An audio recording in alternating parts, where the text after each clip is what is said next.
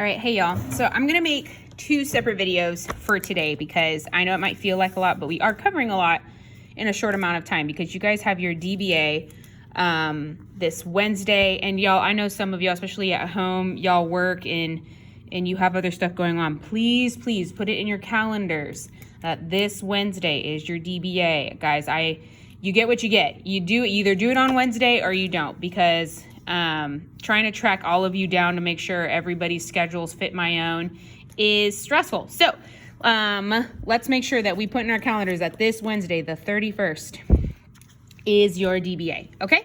All right, so moving on. This is our review one. We're gonna cover balancing and we were going to do like all gas laws, but we thought mainly ideal gas law was the one that we didn't spend enough time on. So, okay, so for balancing, just a reminder, if I have 6 CO2 like you have here, this little number called the subscript that tells us how many atoms are present, right?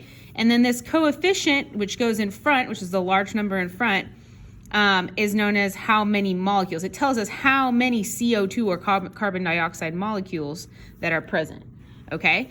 So in my little example here, so how many carbons are there? There are 6 carbons because there's 6 times the imaginary 1. Remember, if there's nothing there, it's a 1. So 1 times 6, 6. And then we have oxygens, 6 times 2, which gives us, that means there's 12 oxygens. That's gonna help you on your practice slide for today, okay? So, I'm taking a look at that here now. So, this slide, this is where it'll help you, okay?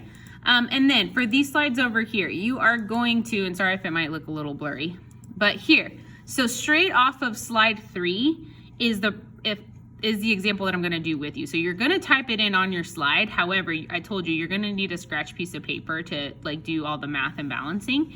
So this is how you do it. This is a reminder. Remember, this is the same as this one right up here, okay? So I am looking at, remember that the left side of the arrow are called reactants. This right here in the middle, let me get another color here. This in the middle means yields, meaning like produces, makes, right? So I have calcium Ca, I have oxygen, which is O2, and then I have calcium oxide is what it makes, right? So remember that we have to draw our line down the middle, list out which elements. So here I have Ca, calcium, and I have O, which is oxygen. So I'm gonna list them out on each side. Now you're gonna currently count how many that you have. So right now, here I have 1, here I have 2, and then on the right side, I have 1 calcium and 1 oxygen, right? So which ones are not the same? Are O's, right? So you have 2 here and I have 1 here. So now I need to put coefficients. What are coefficients again? I need to add these big numbers in the front to make it the same. So I'm gonna look on the right side because I have a 1 and a 2. I know that if I multiply this 1 by something, I can make it a 2. So what can I multiply 1 by to get 2? 2, right? So I'm gonna put a 2 as a coefficient in front of wherever the oxygen is on the right side, because that's what I'm trying to correct, right? So now when I do that though, it changes things, because now I have how many calciums? 2 times 1, 2. I have 2 calciums, and I have how many oxygens?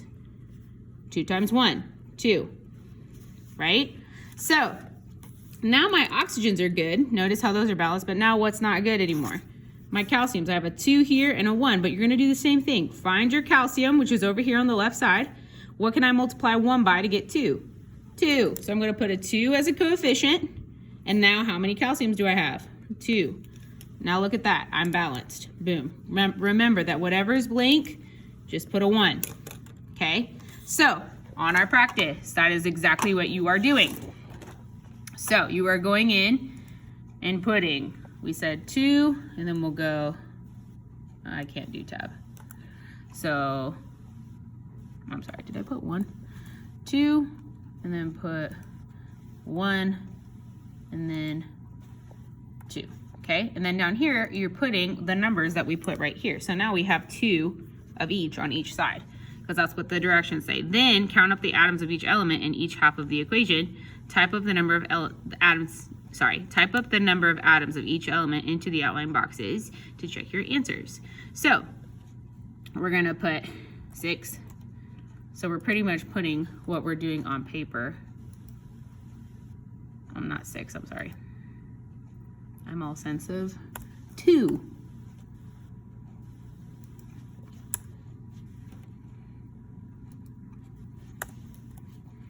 And then we have 2 and then 2, okay? So that's what you're doing on this slide, okay? Moving on. So this is from my little, you're just dragging each of these into the correct box, right? And that's using what I just mirrored, like these are reactants, these are products, right? Okay, same here.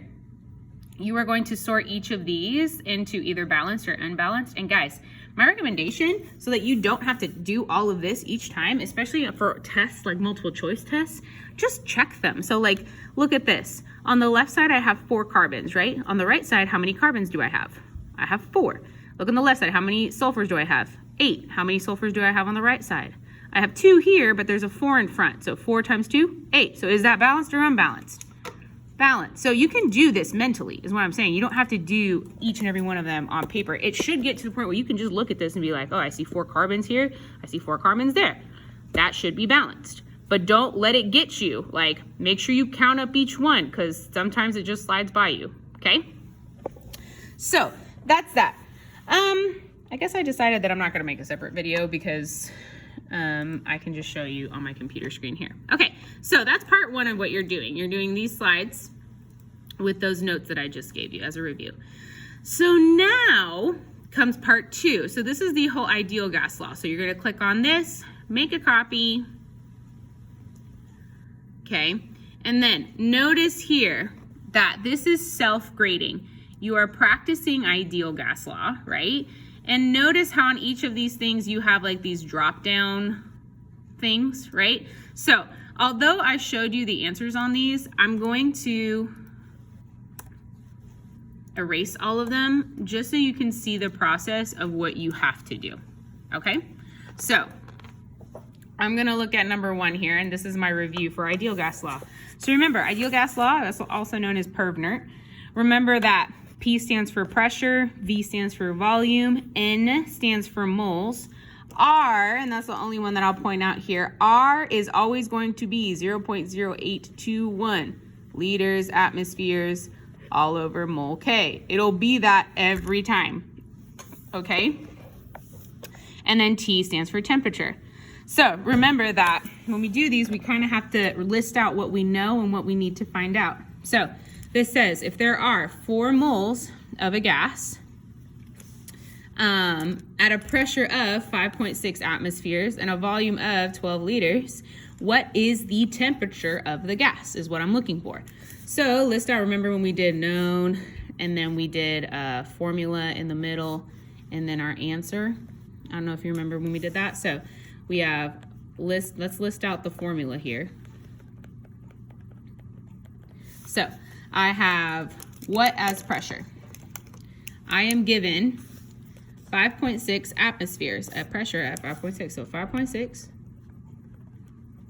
a volume of 12 liters, and then 4 moles.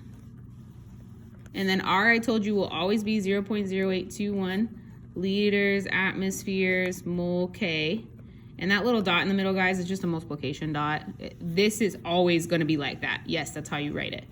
And we need to find temperature, remember, in Kelvin. So the reason why that unit is so important, the way to write it out just like this, is that this tells you what everything needs to be in. Volume needs to be in liters, pressure needs to be in atmospheres, N needs to be in moles, and temperature needs to be in K. So notice, I'm going to check. Pressure, atmospheres, good. Volume is in liters, good.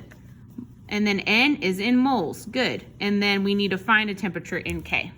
All right? So now I'm just going to plug everything in. So my pressure is 5.6 atmospheres. My volume is 12 liters equals 4 moles times 0.0821. I'm just going to write it like that. And then we need to find T, right? So remember, this is just algebra at this point. So these are multiplying by each other, right? And these are multiplying by each other. I need to solve for T. How do I do that? How do I get t by itself? I divide by all of whatever is next to it. So I'm going to divide by this whole thing. Yes, I'm going to rewrite it. Okay. So whatever you do to one side, you what? Do to the other.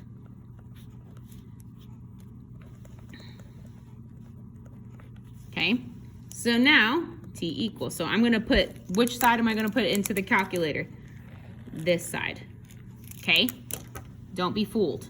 So I'm literally just going to do and put it in my calculator the way I see it. There are a few ways you could do that. It turns out that you do have to do it a specific way, otherwise you're going to get a completely different number, and it has to do with the PEMDAS that happens in your calculator. So what you're going to do is multiply the top, press enter, and then divide it by the bottom multiplied in parentheses. So you're going to put 5.6 times 12, push enter, divided by parenthesis 4 times 0.0821. Okay, if you do it the other way that we normally do, guys, with just the parentheses, what it'll do is it'll divide another number quicker, like before dividing the entire thing multiplied together. And so you'll get a wrong answer. So here we get 204.62. So let's just say, give it 2 decimal places. So 204.63 in that case, because remember the 8 makes the 2 go up. And then remember, this is in Kelvin. Okay, so the way to input this on your Google Sheet here, and this is pretty cool because it's self-grading. It'll turn green when you get it correct. So our pressure we said was 5.6, our volume is 12, our moles is 4 moles. And see how it turned green right away? So you did that correctly. And then we're gonna enter in our 0.0821. Oh, I missed a 21 as our R. And then leave the T blank because that's what we're looking for, remember? And so our answer is going to be, we said 204.63, so 204.63, and then we'll put it in Kelvin. You see how it turned green? So that is what you're doing for each of these problems. Now, as for what you're going to turn in, when you're done, you're still gonna do the same thing, right? So, oh, and I'll go ahead and copy, yes. You can, if you get tired of typing in the same unit over and over again, guys, you can just copy it into this little spot over here. Oh, Control V, there we go, okay? When you're done, you're doing the same thing that we do with Google Slides. File, download, and then you'll save it as a PDF, and you'll submit this and your slides from here, file, download, PDF. So both, because I need to see these 4 slides, so you're submitting this and this. Do not click share on either of these things with me on my email or you will get a 0, just like it says here, okay? So, and notice that it says both as PDF. These are the directions of what I just said, okay? That is what is gonna go on Canvas today. But as usual, technical difficulties sometimes happen. If you have a problem with it, just email me, guys. Don't freak out. We'll figure out a way to make sure that both of those things get to me, but I need to see both, okay? So hopefully that helps y'all with what you need to do today. It is pretty straightforward, and this is all stuff that we've seen before, so that's why I was going kind of quickly. But that's all. See you guys tomorrow.